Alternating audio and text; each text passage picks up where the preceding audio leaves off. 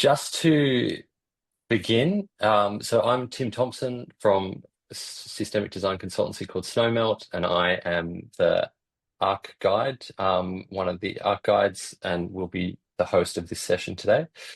We'd like to begin by recognizing and giving the global nature of RSD 14 that many of us live and work on the traditional lands and waters of Indigenous peoples. We're grateful for their stewardship and the land and waters, and we appreciate the continued participation of many Indigenous practitioners, authors, facilitators, and presenters in systemic design. For more information about the land you live and work on, we encourage you to check out native-land.ca.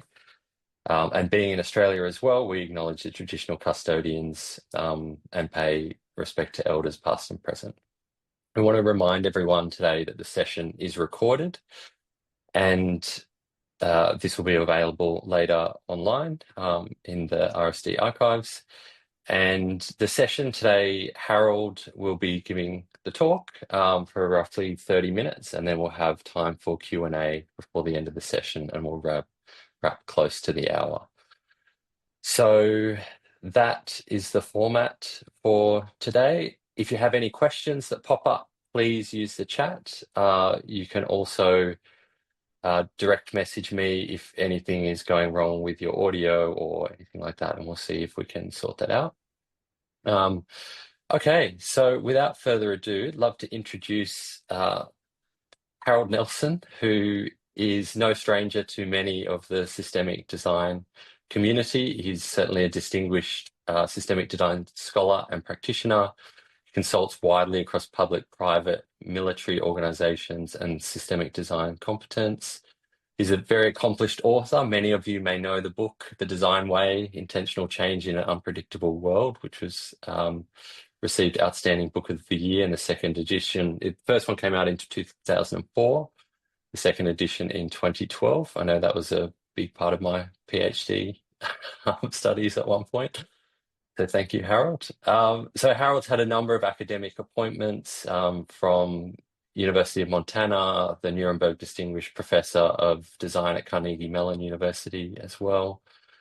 He is a cross-disciplinary researcher and has had extensive consulting practice as well.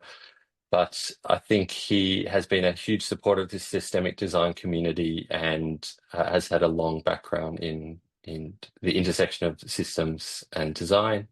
And this talk today will be an exemplar example of his reflections and analysis on the practice. So without further ado, I will hand over to Harold. Thank you very much. Well, welcome everyone. I appreciate your giving us, or me, time and attention in this piece. And I have to say, this is, for me, a very important piece for systemic designers. Whether you want to practice as a systemic designer or you just want to work with systemic designers, this is something I think that you really need to have some awareness for.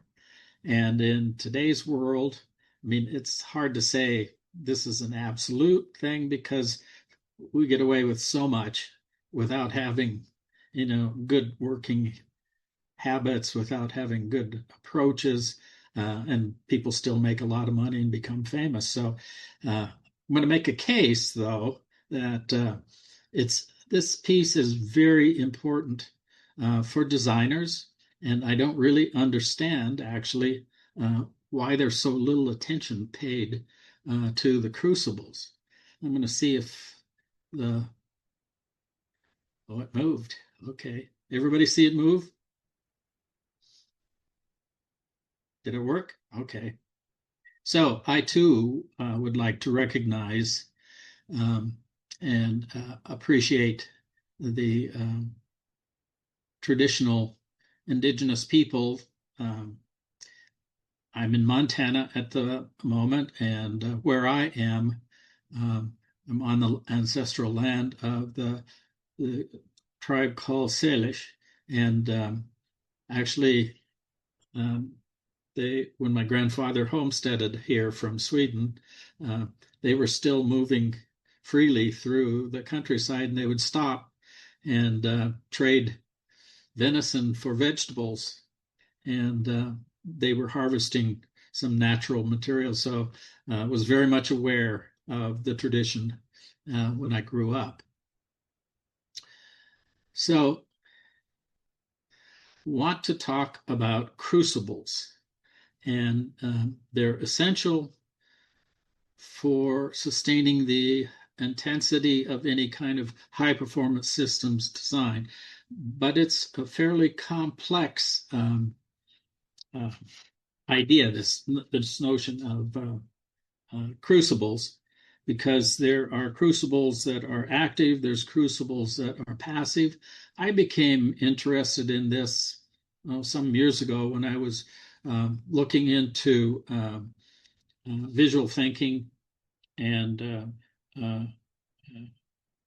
visual literacy, which is an essential part of being a designer, or it was at the time anyway, since design has been scientized a bit nowadays. People don't pay that much attention to visual literacy, but at the time it was really important piece, a competency we needed to have. And one of the things that I came across that was interesting to me amongst a lot is the tradition of alchemy.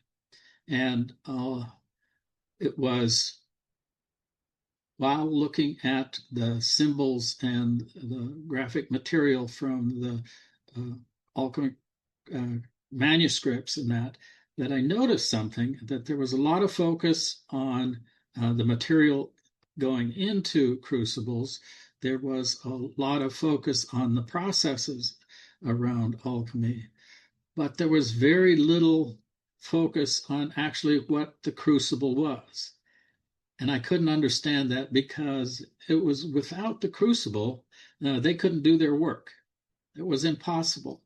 And yet there was very little attention paid to it. And I came across another interesting example that just pushed me further when I was doing research at the Lawrence Berkeley lab in California. There was a sister lab called the Lawrence Livermore lab, and there was some very clever, interesting work going on where scientists were working with plasma that was exceeding the temperature of the surface of the sun.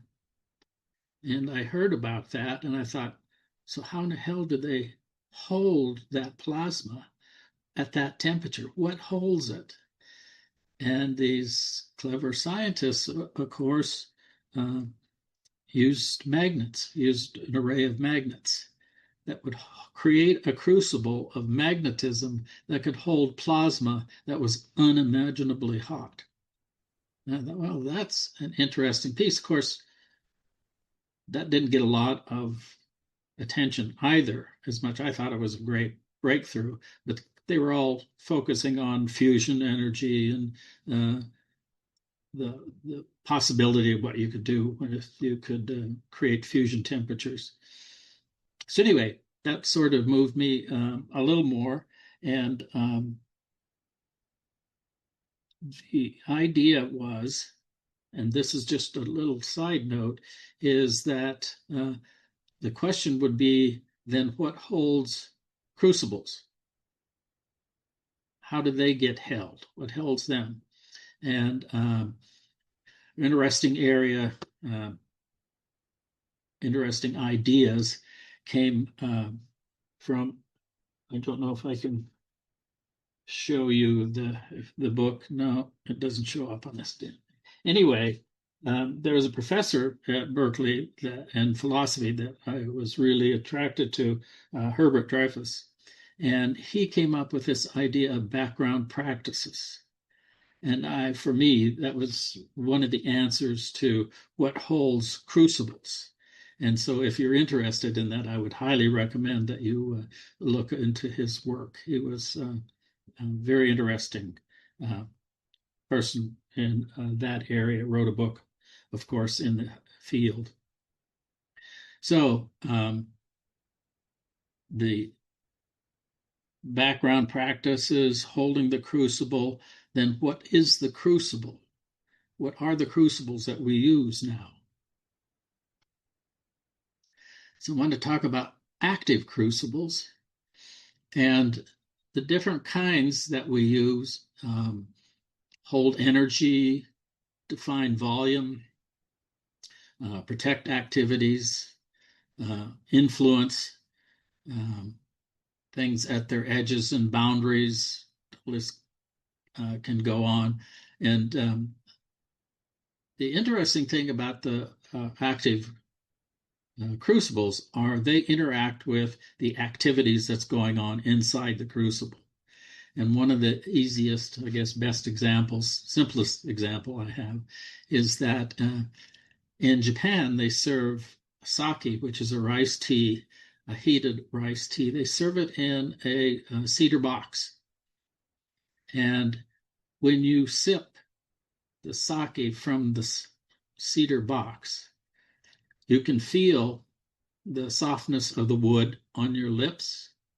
You get the aroma of the cedar along with the sake. So it becomes a participant in the experience you have in taking in this sake. And that's kind of a simple way of describing what active crucibles do. They hold, they protect, they create space, they influence, but they also interact with what's going on, so that the experiences that you have in the crucibles are actually part of what the crucible is and what the activity is itself. So the functions and forms of crucible, these are all my own ideas, of course. This isn't something it's not scientific fact or anything like that. This is just some ideas that I've had about this idea of the crucible. So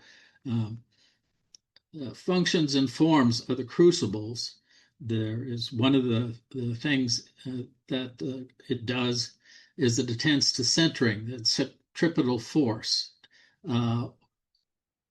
When you have a lot of energy, centripetal forces, and I'll talk about this a little bit more later, will pull things together and hold things together. And if you don't have that, a lot of times things just fly apart, and I'll talk a little bit more about that. We have the enclosure, placeholder, arrow of time, protection. The container, of course, is cauldrons. They hold very literally sometimes very hot dynamic activity, or sort of a kind of a hot activity like creativity and innovation. And design crucibles particularly hold fluid processes. They don't hold linear step-by-step processes. They hold processes that are quite liquid and are easily lost track of. They also, the crucible manages indeterminate energy. It's the energy that you experience in a creative process where you don't know what the outcome is going to be. You don't know where everything is going. And the energy can ebb and flow and grow and shrink. And there's a lot of dynamic. And that crucible is able to hold that. And then I'll talk a bit more about what the nature of the crucible in that case is a little later. There's another kind of crucible that I call a passive crucible, or a container, a bowl, rather than a crucible itself. And these hold functional activities, and they don't create the kind of pressure, the heat, the dynamics that creative processes do, but they're important and they're essential. So a lot of the passive crucibles containers that we'd be familiar with would be like workshops, study groups, seminars, conferences, committees, classes, organizations, collaborations. They are essential and important for holding activity, but not necessarily the kind of dynamic, high intensity energy of creativity. And for those of you that have worked on high performance design teams, you know what that's like. It's not the same as arguing and debating what's true. It's a different kind of dynamic. I know when I was the head of a graduate department in Seattle, I had gotten invited to Microsoft to kind of sit in on some of their design meetings.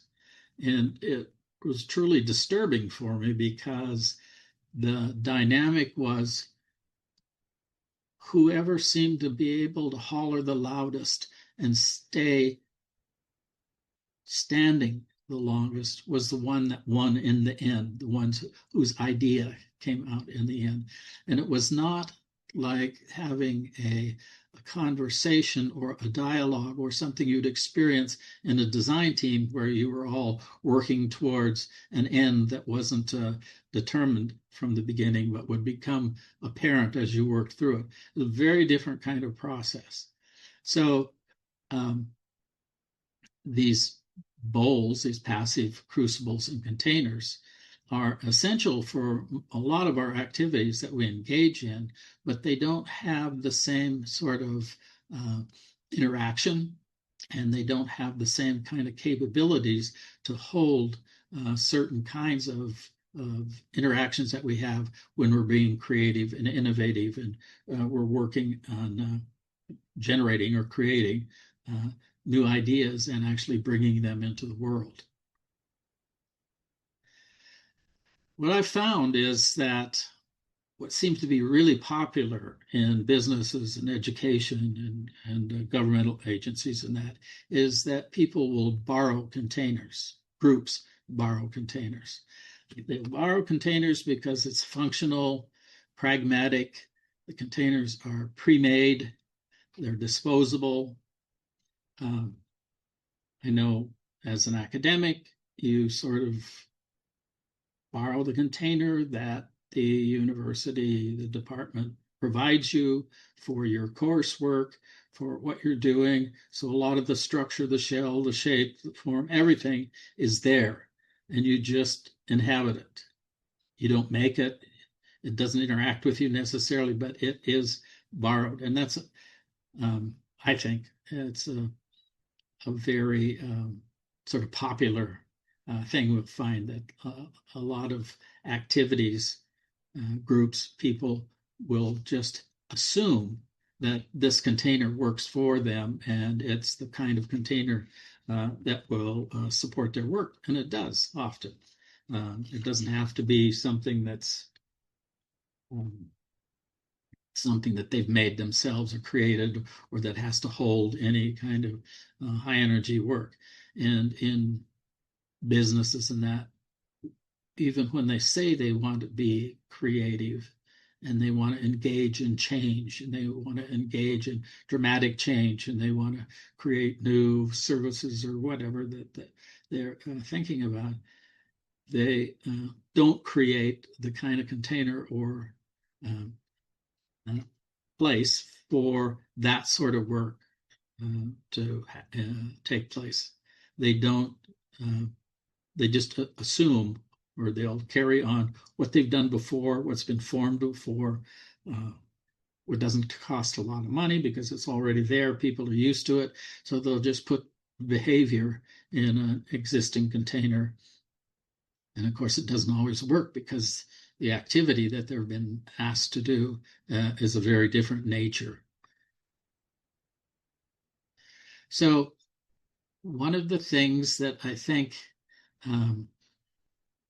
is interesting for active crucibles and for systemic designers is that they're tasked with forming, making, and using crucibles. And forming and making is the design piece, of course. And design in this case is made up of two kinds of activities: poiesis, which is bringing something into existence that never existed before. And phronesis is wise action, what would be called considered wisdom, practical, prudent action. Those two things combined allow us to form and make crucibles, and then as design is both reflection and action, how you take the crucible that you've formed and made and use it then in reality. So when people split thinking and acting apart, that's kind of an unfortunate thing. There's this blue collar, white collar thing, this thinkers and doers, this kind of polarities that get split. In Socratic Greece and pre-Socratic Greece, this notion of thinking and doing was combined into something called Sophia, or wisdom, the wise hand. So in a way, this is a reflection of that wise hand, how you go about making the vessel within which you do your work and then use it and actually put it to work. So mindedness is a major part of creating crucibles. And I know when I say this, people, I find, assume I just said mindfulness or maybe even mindlessness, but it's mindedness. And it's a very different sort of process that we can talk about a little bit, but needs a lot more in-depth than it can really get right now. But mindedness is a process, and it's about total attention, totally being aware of what you're doing and why you're doing it. And in this case, we can say like setting limits, marking edges, recognizing influences, establishing constraints. All those are in play when you're creating crucibles. It's called mindedness. It is not mindfulness, it's mindedness.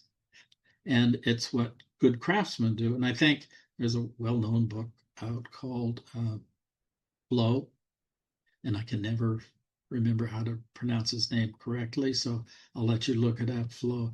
But when you get in the process of making and become a part of the process of making, this is kind of what this notion of mindedness is about, when you're paying full attention and you're fully engaged with what you're doing. So social system crucibles, this is a list of what I think and what I've worked with over the years of social system crucibles. The self, which is an identity assemblage, the individual, which is a character assemblage, a group, which is a functional assemblage. And by the way, group, oftentimes you can have a bunch of people, or you can have a mob of people and sort of think that that's a group, and it's not. Groups are quite distinct in how they interact and what the protocols in that are of their interrelationships. So the group is a particular distinction. And then there is the team, which is a productive assemblage. And it's interesting. I see the terms, both group and team, misused a lot over and over again without any kind of apparent understanding of what the dynamics are, what the relationships are, what the behaviors are. I know I was on a consulting project in another country, big corporation, and the expo, or the senior officer, pointed around the room and said, "Here's my team." There was a lot of people inside the room. So here's my team.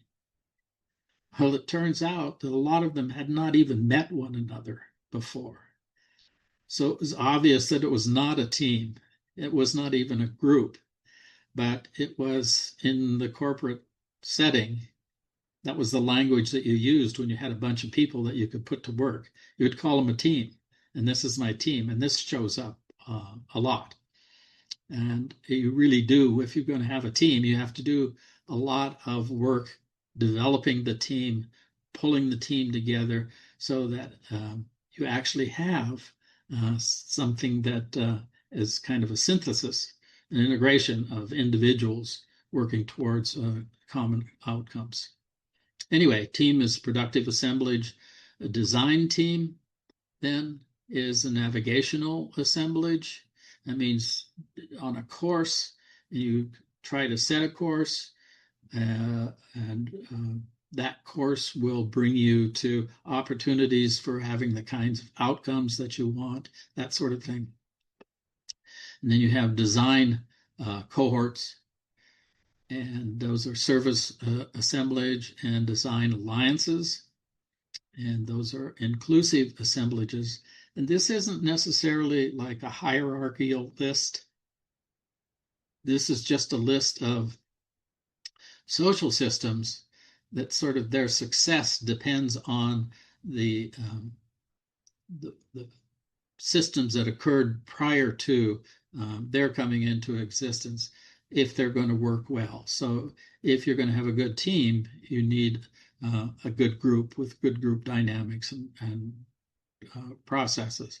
And then you can create a team. And then if you want a design team, you can build off the idea that you have a solid team created out of a group made up of healthy individuals, that sort of thing.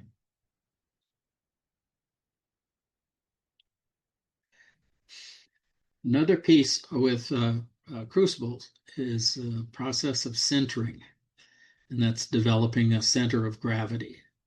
And those are identified as strategies, foundations, stances, approaches, and that is the piece that sort of holds a system together. Bring the center of gravity, or make the center of gravity operational. So what happens when you don't have a good crucible in place? Centrifugal forces will pull the system apart, and you have what we call the abandoned center. Now, the abandoned center, you've probably experienced this. I have. If you've ever worked with or around or been in a university, you understand a lot of them have no center. They've lost their center. The forces, the disciplines, the fields, the domains, the specializations have all pulled and diffused the energy of a central character, quality, and this happens in businesses as well. My colleague, Eric Stolterman, working with organizations in Sweden, who would ask, what business are you in? And they would have all these different divisions and products and services. They'd be asked, what business are you in? They wouldn't know. They wouldn't know. They didn't have a center that they could point to, that didn't have a center of gravity. It had been diffused out because of the lack of a crucible, or several crucibles if necessary. On the other hand, centripetal forces, centering social crucibles, this is an example of different social systems emerging one from the other. So it goes from self-centering, coming together, creating a sense of self, and then through typically conversation, in this case, this model, you develop a group. Something can be called a group based on trust, agency. Through dialogue, you get to a team. that has common understanding, common meaning. These are very simplistic, of course, but anyway, those are just some indicators. You go through a process of what called grapholog of forming a cohort where there is a shared insight, uncommon understanding, uncommon meaning, and coming to uncommon understanding, uncommon meaning requires crucibles, of course, and then in alliances that are based around innovation and how things can be brought into people's lives that weren't there before. So this is sort of developing agents, design agents, going through these different centering processes. And each one of these, the self, the group, the team, cohort, and alliance, all need their own kind of crucible, as well as active and passive, as crucible, as well as their bowls or their containers for their work.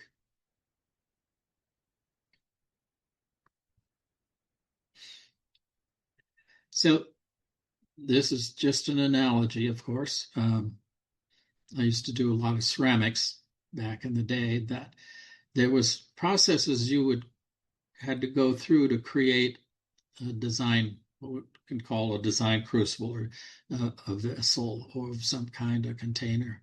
Anyway, the first piece that you have to do is you have to center the clay. And if you don't get it centered, anything you do afterwards will destroy itself. It'll just tear itself apart. If it's not carefully centered, then you can't shape it. And the shaping is then followed by the forming. So shaping is intention. What direction do you want to go? What's the course that you're taking in developing this particular vessel? And then the forming is actually creating a specific form, a particular one that is unique, and it's the outcome of the process. This is a process of making space, which is one of the things that crucibles offer, is they provide space.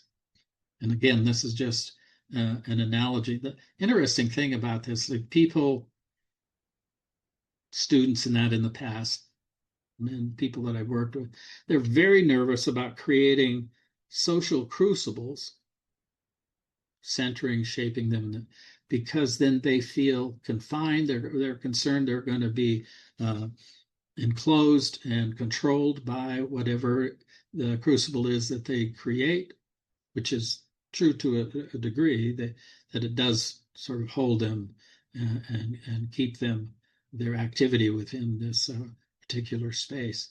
But the Native Americans, Navajo, who are famous for their pottery, and what they did, they have a tradition for their pottery. They're famous for their pottery.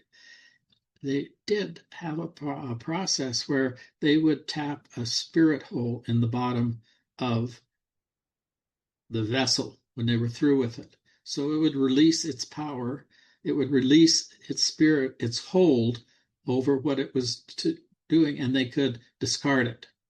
It wasn't like the fiddler crab or the little crab could just walk out of that shell that it borrowed and go over and find a tin can and borrow that one and do whatever the hermit crab does. But the Navajo had this way of releasing the power and the spirit of the crucibles that they had created for their work, so they weren't trapped by it. So for social crucibles, the same thing is true. You can create a spirit hole where you release the power of the group. And there was a very well-known model for group process. It could be for team, but it's for building groups, and it's forming, storming, norming, performing. I don't know if you've heard of it, but it's quite popular, and turns out it's fairly accurate for a lot of things. But anyway, they have added another step at the end of that when they're working with groups, and that's how do you break the group apart. Once you've brought it together, it's performed what it's supposed to do, and then you let it go. How do you walk away from the group after you've been so careful about staying with it, informing it, and working with it? So anyway, the Navajo were, again, ahead of us in understanding this notion of confining space and releasing us from space. So social systems space, each one of these different kinds of social systems form a certain kind of space. So selves, individuals, groups, teams form social space, and design teams, design cohorts, design alliances, of course, form designers space, and has the same qualities that the Crucible would have in each place, whether it's social or design. It has the same sort of qualities. So the idea of space, why it's important from the Crucible's sense, is this is a matrix formed from agent relationships and different kinds of space. So it's the physical space, biological, organizational, social, cultural, spiritual, and agent relationships. And this would take a bit of describing, but in any case, it's shorthand like the I-it, which is kind of the agency, a scientific agency where it's objective. It's an it, it's nothing other, self-other, that has a different kind of relationship that has more emotion. I-thou has a lot more emotional attachment in the relationship, and I-we. So anyway, those are kind of shorthand for labels for the relationships that agents have. And in the I-it physical space, we have measurement. So as an architect, when I worked as an architect, we would create and describe space by measuring, by scales, feet, inches, meters, whatever we had that way of understanding and communicating what the space was all about. So with the self-other in the social space, we have norms. And these are just picked out kind of randomly for examples of space. So the norms are what define what the space is from the agent's relationship perspective. And the cultural space in the I-we, where it's traditions that sort of define what the space is, and how we create it, how we talk about it, how we can sort of understand it, how we can adapt to it. So, of course, for designers, it's the high energy activity in the design crucible that we're interested in. Not that the rest of these crucibles are unimportant, but as a designer, this is an important piece. If you're going to create the kind of crucible you feel is necessary for the kind of work you're doing, then it's really important to sort of understand. And this is where the creative ideas, innovative action, transmutational change takes place. So back when I was talking about sort of discovering the idea of the crucible, looking at alchemy, this alchemy, the one that gets dismissed, the idea that gets dismissed so easily, is about material transmutation. It's about turning lead into gold. And that's why when people are kind of literal about this process, that's what they say is what alchemy is all about. And it's not. It turns out that alchemy and why it attracted some serious scholars at some point in history was that it was about a mental transmutation in its design model. So going from ignorance to knowing to understanding to illumination and insight and enlightenment and wisdom, it's a model of how you learn, how we engage in inquiry. What are the processes that we have to go through to get through these different stages so that we get to different kinds of elements. Now, the interesting thing, given today's world, is that where would you fit this notion of data scraping, data manipulation? Where would that fit in this sort of notion of the design model? And it's not at maybe the level of not knowing and ignorance, and it somehow adapts to knowing, but it certainly doesn't adapt to understanding and to the breakthrough, wisdom, enlightenment, illumination. So this is a very different kind of process for thinking about how we get from our not understanding, not knowing, all the way through to the illumination, insight, the outcome. And this is kind of a model for an individual crucible. So this is how an individual would manage that process within their own crucible. And I suspect, although I didn't know him, I hadn't met him, Steve Jobs, I think that he was probably the crucible for Apple design. He was the crucible. He was the one that created the boundary, the space, the protection, all the rest for the kind of design thinking that was going on, the industrial design thinking that was going on at Apple. It's just a suspicion that I have. He wasn't a designer himself, he would say that, but he, I suspect, was, in fact, a crucible.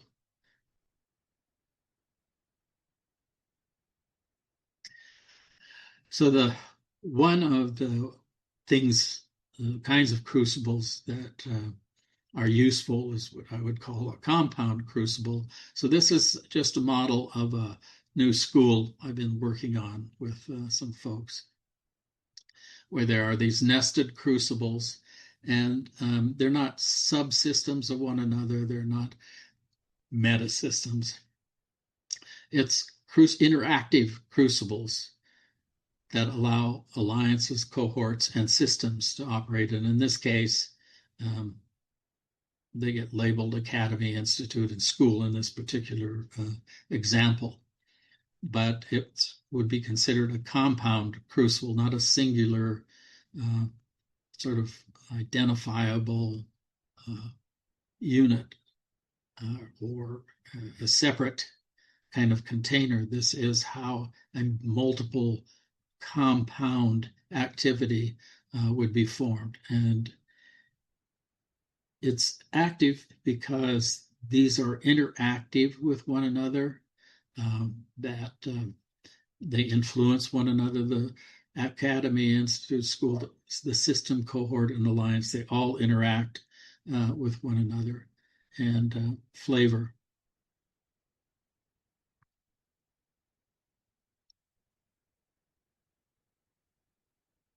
Okay.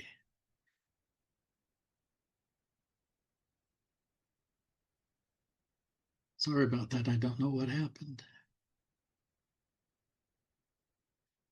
So that's a very brief introduction to the idea of crucibles. Crucibles are essential. They're necessary. and I don't think designers particularly pay a lot of attention to the crucibles, how they create them, how they use them, uh, what they borrow, what they uh, are assumed to be in place. So anyhow, I hope this is the beginning of a much longer conversation. Thanks. Thank you, Harold. That was super fascinating. It yeah, for me it's kind of I'm hearing the intentionality around creating the relationships and spaces out of which the new system or the intervention that you're trying to work on will emerge. Um, and yeah, there's a lot of things I'd love to get into there, but I'm just going to ask if anyone has a question if they'd like to come off mute. Oh, there's one in the chat already here. Keith, would you like to come off mute and just ask a question?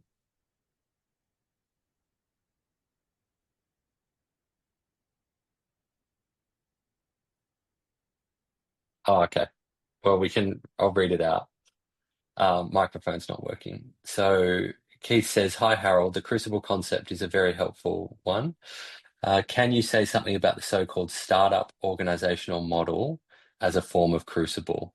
Also, can you give any examples of the sudden collapse of Crucibles and the impact on the design team?"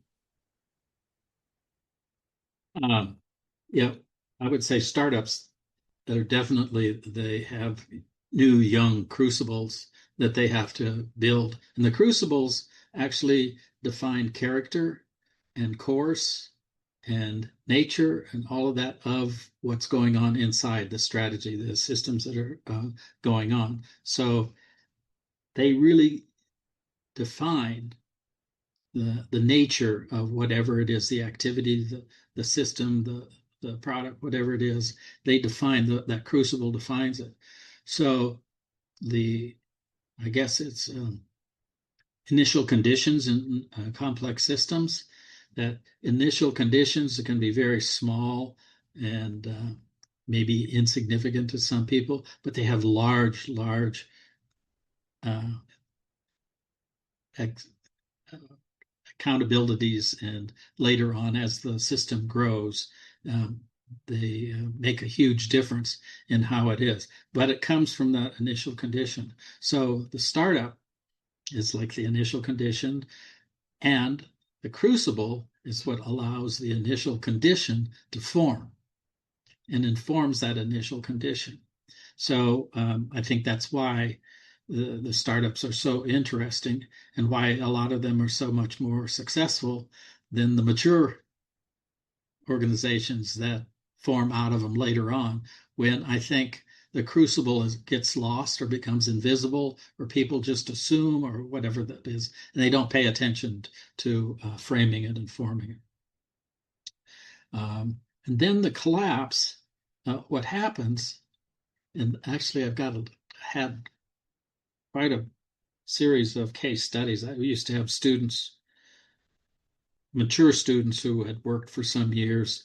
I would ask them to go back and look at projects they had worked at, and using this forming, storming, norming idea. What was it that was there for the successful ones? What was it for the unsuccessful ones? So the successful ones, it turns out you build up a real sort of relationship with your teammates, and you build up kind of sort of interpersonal links, connections that are hard to ignore. And what happens when it's literally, deliberately taken apart, stopped, okay, this is the end, this is no more. There's a grieving process that you need to go through so that you can give up what was and appreciate what it was, and then move on to the next. And we don't do that, at least in North America, in the West. We don't do that sort of thing at all. Consultants come into organizations and will say, "Oh, this has got to all change. You guys are doing crap. You've got to do something different. You're no good. Your job is gone." Blah blah blah blah, and they walk off. And people who had identified themselves with what they were doing, their relationships, interconnections with people, are just left there as if there had been a murder had taken place. Their lives had been literally cut apart. No grieving, everything. And there is, change necessary. It happens. It's like Shiva complex. I'm the creator and destroyer of worlds. Every time you create something, you destroy something. But we don't understand and appreciate it. It's like the Navajo punching the spirit hole. We don't appreciate and understand what happens when we destroy our social systems and the containers that the systems are in, especially if they've been successful and people have done well with it. Very, very, I don't know, insensitive to it. Thanks, Keith. Hope you're getting warm, Keith, because we're getting cold. Thank you, Harold. Thank you for the questions, Keith. I just wanted to flag if anyone is moving to another session, feel free to move to that group, but we will. There's a couple more questions and comments that we'd like to discuss, so we'll keep the room open. So the next one is Fahad. Do you want to come off mute? Is he still on the call? Can you hear me? Yes. Yeah. My question is that how does the crucible interact with the external system and not be affected? It was kind of quiet. I didn't quite catch. I can repeat that. How does the crucible interact with the outside systems? And for intervention was what was written in the chat, but not be affected, he said. People are actually in systems, and systems design are actually getting better at paying attention to environment and context. At least they acknowledge it and say, okay, it's something that we need to respond to. The crucibles aren't formed by environments and context. It's like I said, I think it's background practices that form the crucibles that they're more directly related to and respond, that the contexts really just, they can influence, but they don't control or interact necessarily in the same way as this thing you don't know about yet as the background practices. They don't form the same kind of influence. But obviously, their crucibles don't form in vacuums. They do form where they're in particular contexts and environments.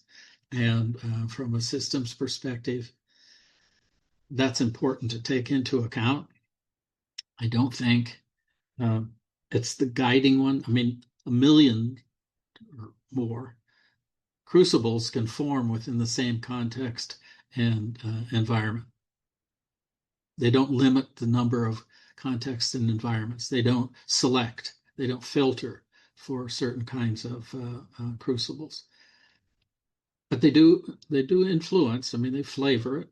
But like I said, I think it's background practices that hold the crucible and that have much more effect.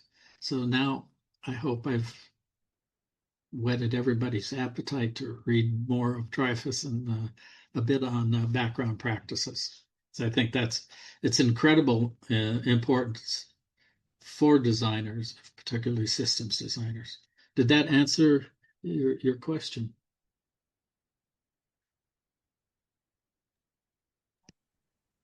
Yeah, at least it gave some flavor in which direction I should look in or think.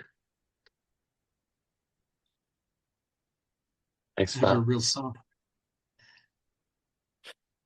Harold, I just wanted to check on the reference that you've been mentioning there. So it's Hubert L. Dreyfus, Background Practices. It's the edited essays. Yeah.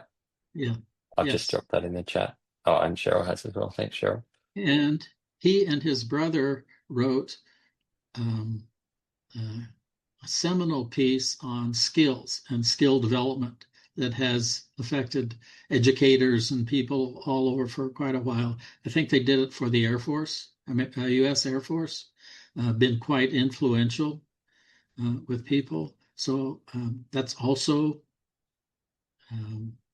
a good resource if you're talking about or interested in what are the skills and that designers need to have, what are systems thinkers, systems designers would to just be able to understand what the notion of skills are, and educators. And it's not just designers, systemic people. It applies to education of all sorts. So I would highly recommend the Dreyfus Brothers article as Yeah, well. thank you. Sounds like a great resource. Shavika, would you like to ask your question? Yeah, thanks. Thanks, Tim. My question is, it's around crucibles, of course, but I think what I'm trying to understand is, are there any examples around when people feel confined by a crucible, and what is the spirit hole you said to release the energy?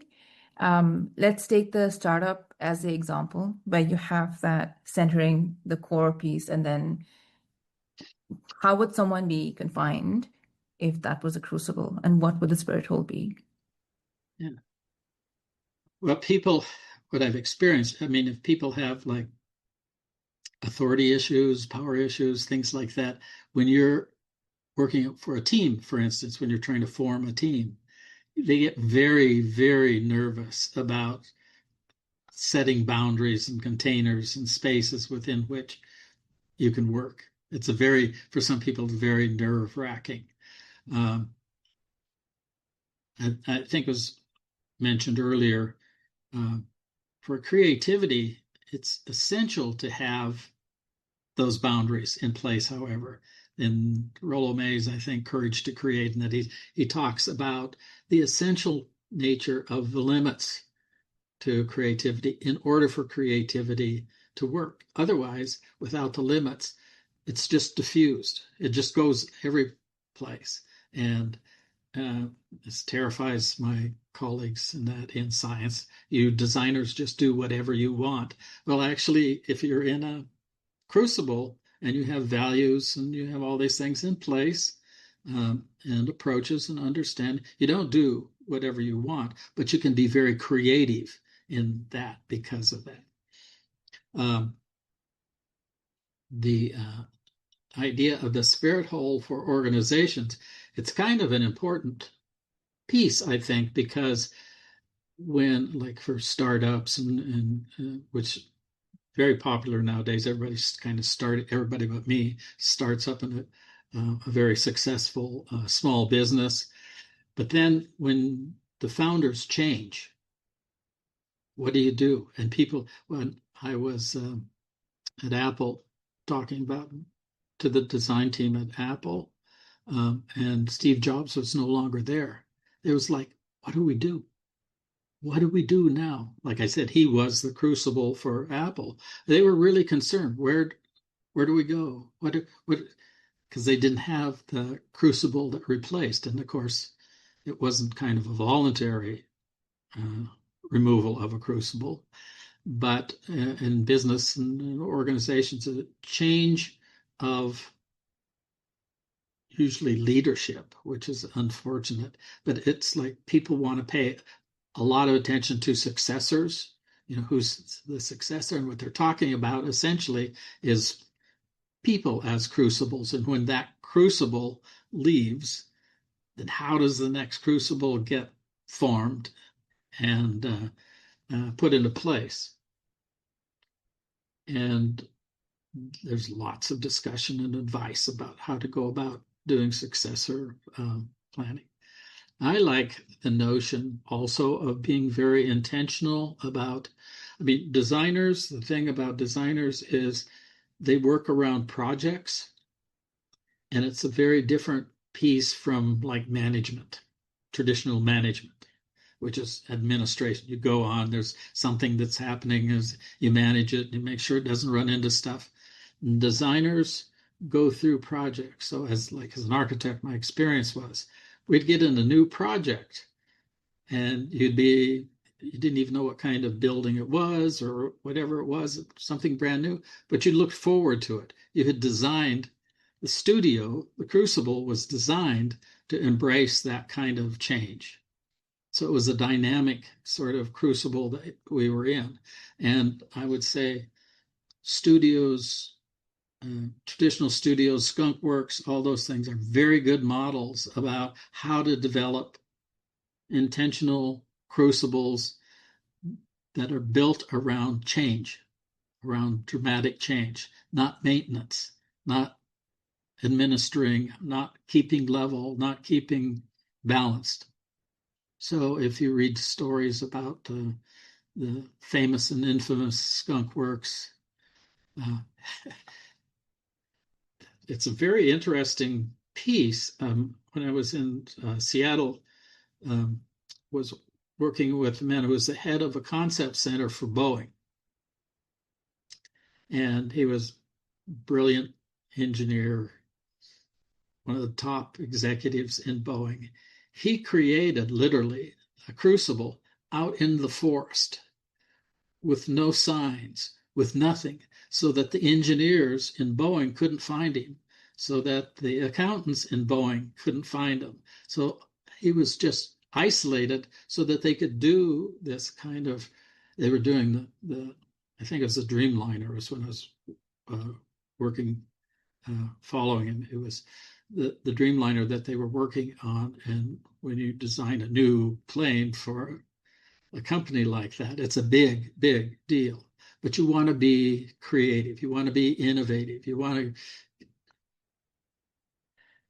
to, and unfortunately, I think the accountants found him and the management found him eventually. But he would draw engineers in from Boeing and bring them into the Crucible, only allow them a year, and they would fight tooth and nail not to leave. They did not want to go back to the mothership. They did not want to go back to Boeing. They wanted to stay there. It was just, and for them, it wasn't that the Crucible collapsed, it's they got pulled out of it and they got sent someplace else, and they really liked where they were and what they were doing. So I don't know if that answered what you had asked. Yeah. So was that the spirit hole then? Is that the fact that they're being picked up and taken out? Is that an example of how you can have a spirit hole in a crucible to release the energy? No, the spirit, the crucible stayed strong. I see. Okay. But they lost membership, which is another issue. Is if the vessel is working, if the crucible is working successfully, you want to have membership in it. And if you're somehow removed from that, that can be traumatic. Excuse me. It can be quite traumatic, and that happens as well. So there's a number of ways, dynamics around the crucible that can play out. All right. Thank you so much, everyone. And thank you very deeply, Harold. I think this concept is such a powerful metaphor. And I know my brain is kind of running in so many different directions of what this could mean of, just explaining the conditions of the work that you're doing and why you need to, invest in that early kind of setup and maintenance of those conditions. I think I feel like we'll be following very closely for any more updates you may have, and any publications and things that we can look at. So really appreciate taking the time to talk to us today. And thank you. I'd like to say this is one of those things. I mean, none of this is hard and fast. There's no recipes, there's no things. They're just ideas and thoughts right now. This would be one of those things that would be great to have a community of people engaged, like a coffee house. Some colleagues and I have talked about creating coffee houses, old-fashioned coffee houses, where you talk about these ideas, not to debate what's true, but to move with good ideas, to develop, to get aha. Dialogue formal dialogue is a great way to do that. Harvard had the Dialogus project for a while. It was very successful. Actually, some colleagues and I had experimented with it. It's how you engage people in conversations, dialogues, where you come to new insights collectively. You're not arguing truths, you're not arguing realities, but you're arguing about things where you don't know what the outcome is. You don't know what it's supposed to be, but you come together and there's rules and formalities around dialogue, and it actually worked. It would actually work. We'd get a bunch of very important people say, I don't have time for this. I don't have. And you get them together working in a dialogue, and at the end, it was like they didn't want to leave.